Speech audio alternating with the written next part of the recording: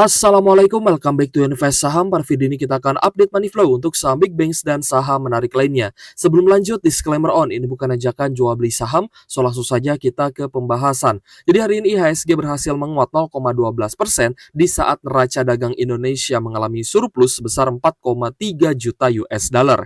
Nah, meskipun IHSG kita berhasil close di zona hijau di level 6.445, namun kita melihat masih ada net sell asing di market hari ini.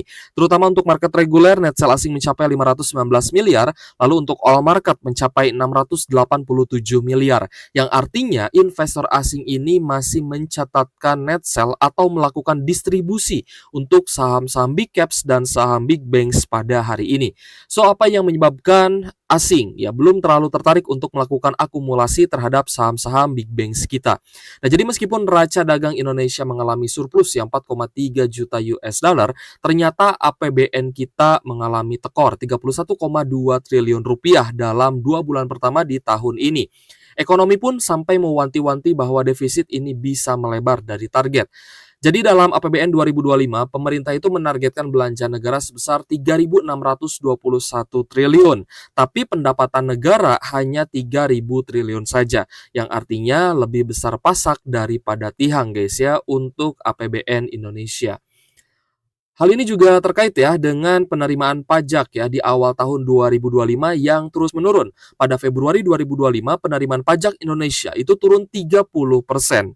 Lalu pada bulan Maret penerimaan pajak Indonesia juga turun 18%, sedangkan belanja negara itu naik 1,4%. Yang artinya APBN pada bulan Maret 2025 mengalami defisit kembali 0,43%. Kita pun melihat bahwa rupiah kita belum terlalu menarik untuk investor asing. Masih ada pelemahan 0,11% untuk rupiah kita, itu di level 16.800 rupiah per 1 USD-nya. Jadi selama rupiah kita masih terus bertengger di 16.800, bahkan mungkin terus terjadi pelemahan Bahkan hari ini pun kita lihat sempat ke 16.836 rupiah per 1 USD, maka investor asing belum ada tanda-tanda untuk kembali masuk dan mengakumulasi saham big banks. Dan itu yang akan terus terjadi jika perekonomian kita tidak kunjung membaik. So, saham pertama yang akan kita analisa di video ini adalah saham Antam, tentunya dengan menggunakan fitur chart dan banda detektor dari Stockbit Sekuritas, aplikasi saham andalan yang saya gunakan untuk berinvestasi. Dan jika teman-teman ingin menggunakan fitur-fitur lengkap dari Stockbit, silahkan teman-teman mendaftar dengan linknya ada di kolom deskripsi.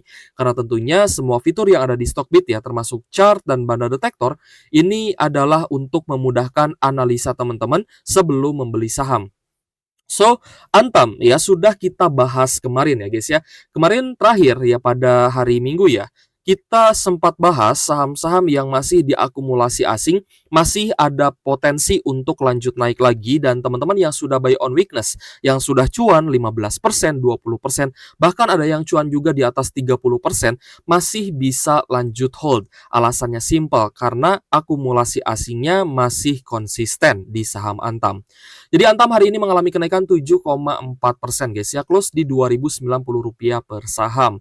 Nah, ini terjadi akibat adanya akumulasi asing. Kita lihat di banda detektor Stockbit Di sini ada average atau rata-rata. Kita bisa langsung lihat apakah sedang terjadi akumulasi atau distribusi guys melalui banda detektor Stockbit ini, sehingga akan memudahkan kita untuk mengambil keputusan. Selama akumulasinya masih besar, maka itu artinya masih ada peluang harga saham akan lanjut naik lagi. Sehingga keputusan untuk teman-teman yang sudah berani buy on weakness adalah lanjut hold. Seperti yang kita bahas kemarin tentunya.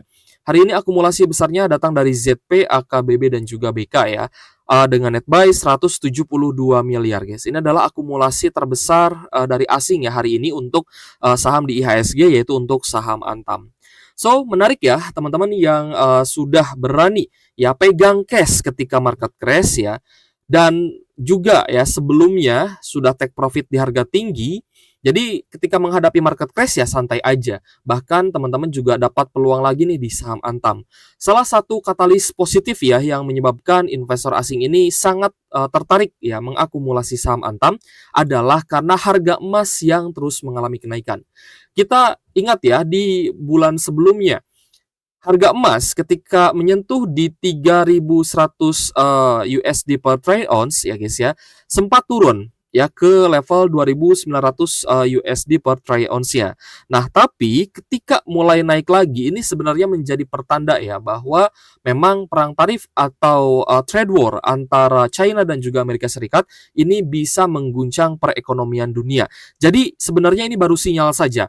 Ya, kita ingat ya kata-kata Timothy Ronald di mana setiap harga emas naik akan ada market crash yang terjadi. Sehingga ya dalam jangka pendek teman-teman bisa memanfaatkan peluang ini untuk buy on weakness di saham. Tapi tentunya tidak semua saham itu layak dikoleksi ya. Ada saham-saham dengan fundamental yang biasa kita sebut gorengan, ada juga saham-saham dengan fundamental yang bagus, contohnya Antam, ditambah dengan akumulasi yang juga besar ya dari investor asing. So, teman-teman yang masih hold saham Antam, keputusan yang terbaik adalah lanjut hold ya. Karena sangat menarik tentunya di mana investor asing terus berbondong-bondong akumulasi Antam dan investor domestik ya guys ya. Kita lihat banyak sekali masyarakat awam yang bahkan ya belum mengenal saham, itu mereka sudah terlebih dahulu mengenal emas gitu ya. Jadi mungkin ada yang beli emas perhiasan dan ada juga yang beli emas fisik ya, tergantung gitu ya, tergantung dari keyakinan masing-masing. Tapi ternyata ya kita melihat bukan hanya harga emas Antam saja yang naik, tapi saham Antamnya pun bisa naik sehingga memberikan cuan yang lebih cepat untuk teman-teman. Nah, kita lihat ya, Antam ini sudah naik 49,9%, hampir naik 50%. Jadi teman-teman sudah cuan besar nih di saham Antam ya, terutama untuk teman-teman yang berhasil ya beli di harga bawah dengan memanfaatkan cash yang ada. Seperti itu. Jadi ya kita akan ingatkan ke teman-teman terus ya, belilah saham bagus di harga murah, bukan beli saham bagus di harga pucuk, apalagi asal beli di harga berapapun. Saya rasa teman-teman harus menghilangkan ya fanatik ke sebuah saham dan harus objektif juga ya menilai apakah saham tersebut layak untuk diakumulasi atau mungkin kita harus berhati-hati dan wait and see. Seperti itu guys. Jadi untuk Antam, ya ini sangat bagus untuk di hold. So, kita lanjut ke saham selanjutnya yang juga diakumulasi. Kita lihat ternyata yang kedua ya, saham yang paling banyak diakumulasi asing adalah BRIS. BRIS ini naik 4,6% hari ini, close di Rp2.690 per saham. Jadi gini guys, tidak ada satu orang pun yang tahu di mana level bottom sebuah saham, tapi juga tidak ada seorang pun yang tahu guys ya, harga topnya atau harga tertingginya sebuah saham. Jadi harus dihilangkan ya ibaratnya istilah timing the market, karena tidak ada orang yang bisa tahu tepat di mana waktu yang termurah untuk beli dan di mana harga termahal untuk jual. Yang bisa kita lakukan adalah kita analisa secara objektif. Kalau harga sahamnya pun ternyata sudah beberapa kali rebound dari zona support, maka tidak ada salahnya kita beli sedikit lebih tinggi. Ya, di harga yang sedikit lebih mahal dari harga support. Misalkan kita lihat di sini supportnya di 2000 sampai 2100. Kita beli di 2200 ya tidak masalah, di 2300 juga tidak masalah gitu ya. Sedikit lebih tinggi dari harga support yang berarti teman-teman sudah mempersiapkan cash untuk beli di harga murah. Nah, BRIS hari ini kenaikan 4,6% ini ya dan close di 2690 adalah karena akumulasi asing. Kita lihat di sini di Bandar Detektor Stockbit ya ada normal accumulation. Ternyata akumulasinya datang dari BB, DR, ZP ya sebagai top buyer. Sehingga hari ini ada net buy asing sebesar 46 miliar rupiah. Jadi untuk saham BRIS ini mulai breakout ya di atas MA50-nya. Jadi untuk teman-teman yang sudah cuan juga nih di saham BRIS ya, mungkin cuannya sudah berada di atas 10% karena BRIS-nya pun ini sudah naik 31%. Ya ada yang cuan di atas 10%, ada yang sudah cuan di atas 20%. Congratulations, kalian itu cuannya lebih besar daripada dividen big banks. Cuan di BRIS ya 20%, 30% itu berarti teman-teman sudah 2 kali bahkan 3 kali lipat ya cuan dibandingkan dengan dividen dari big banks. Itu yang kita lihat objektivitas yang sebenarnya lebih menguntungkan. Tapi kalaupun ya kita ternyata terjebak ataupun floating loss di saham big banks ya lanjut hold saja tidak masalah, teman-teman masih akan dapat dividen. Tapi sekali lagi jika saham big banks-nya naik ya guys ya, maka siap-siap untuk take profit. Jangan hanya di screenshot, jangan hanya dipamerkan saja. Tapi Take profit, ambil profitnya, lalu teman-teman nikmati hasil dari investasi teman-teman. Seperti itu, guys. Jadi untuk saham BRIS kita lihat akumulasinya masih bagus, teman-teman yang sudah cuan bisa lanjut hold. Lalu bagaimana dengan teman-teman yang mungkin baru mau entry nih di saham BRIS? Nah, kita melihat ya untuk technical view-nya setidaknya harus breakout lagi di atas MA150 tapi ada target sampai di resistance selanjutnya itu di level 3000 sampai 3100-an.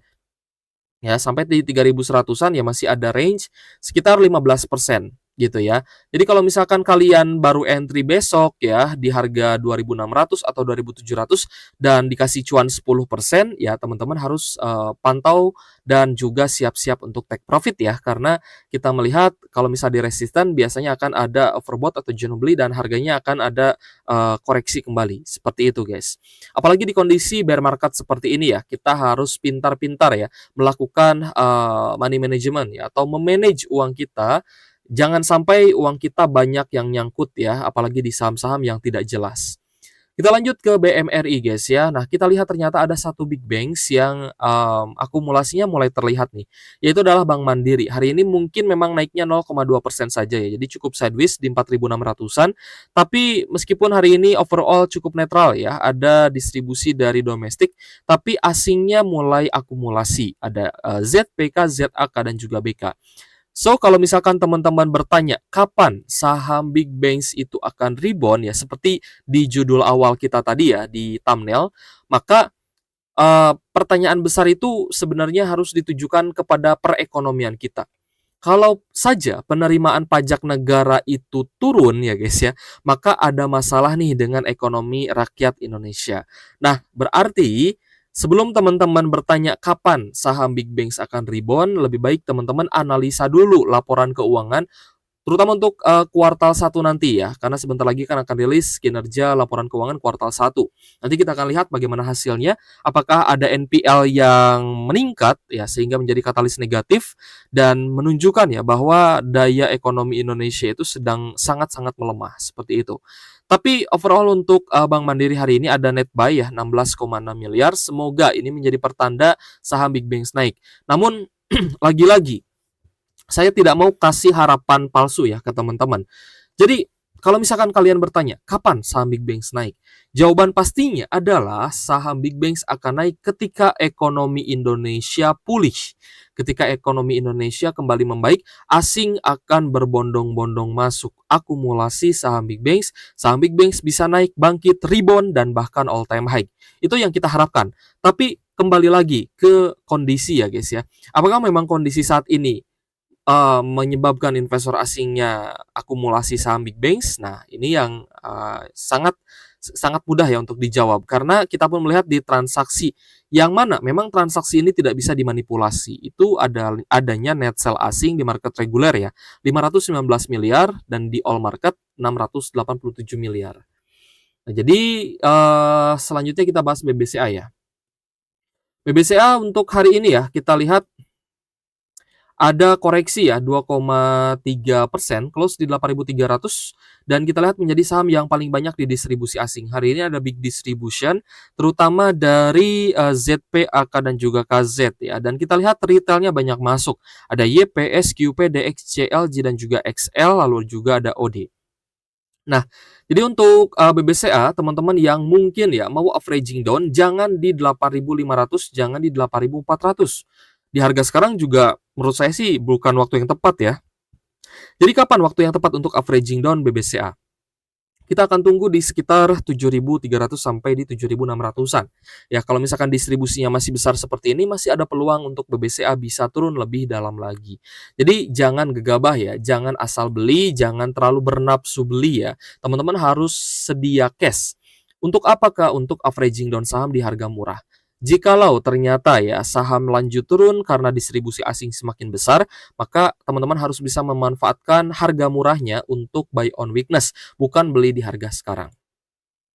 Kita lanjut ke BBRI guys. Untuk BBRI hari ini ada koreksi ya 0,5%, close di Rp3.620 per saham. Meskipun kita lihat sudah berada di zona oversold ya atau jenuh jual, namun asing belum berhenti distribusi.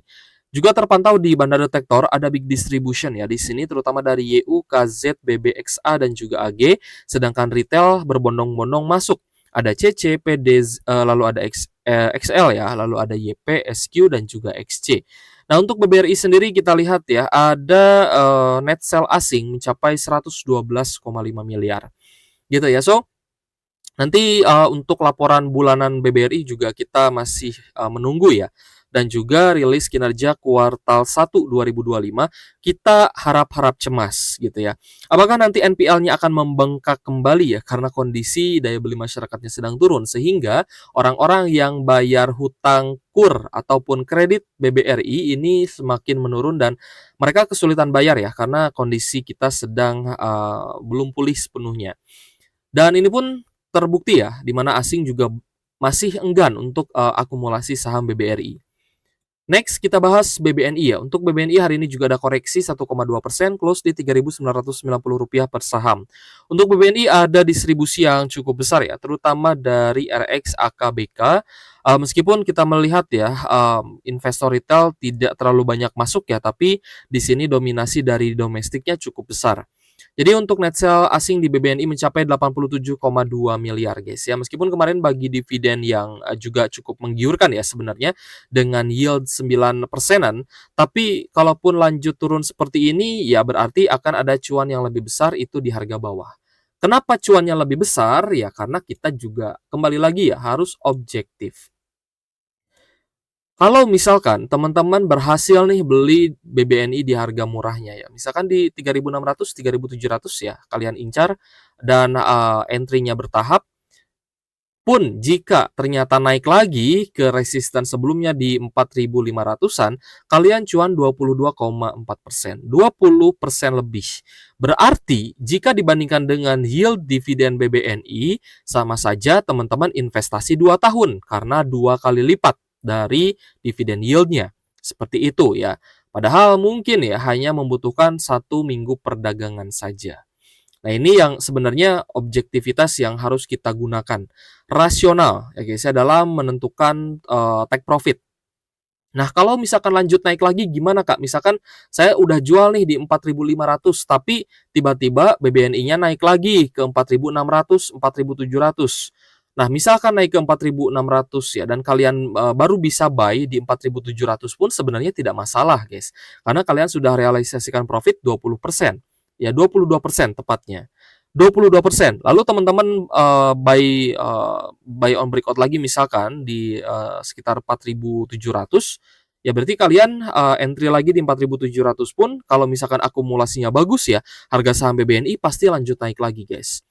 Jadi saham itu simple ya, kalau misalkan akumulasinya bagus, maka ada potensi harga saham akan naik. Contohnya ya Antam tadi, gitu ya. Antam ini seperti berbanding terbalik ya dengan big banks. Ketika kondisi market seperti ini ya sedang bear market dan net sell asing juga besar, maka ada beberapa saham komoditas yang menarik. Itu adalah komoditas emas ya, termasuk Antam, Archie ya. Untuk saham emas ya, ada Antam, Archie, lalu juga ada PSAB ya, PSAB dan juga Aman mungkin ya, Aman Mineral.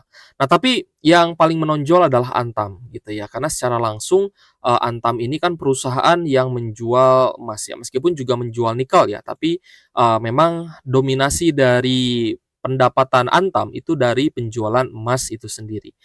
Dan ya di beberapa video di media sosial pun ya kita sempat lihat bahwa emas Antam banyak diburu oleh ibu-ibu gitu ya, oleh masyarakat pada umumnya. Ya, jadi teman-teman juga bisa mencari cuan di saham Antam, semoga bisa lanjut naik lagi dan semoga bisa cuan beggar ya guys ya. Terima kasih sudah menonton dan semoga bermanfaat untuk teman-teman. Sekali lagi untuk teman-teman yang ingin menggunakan fitur lengkap dari Stockbit, silahkan teman-teman mendaftar dengan link yang ada di kolom deskripsi. Oke guys, thank you for watching. See you on the next video. Wassalamualaikum warahmatullahi wabarakatuh.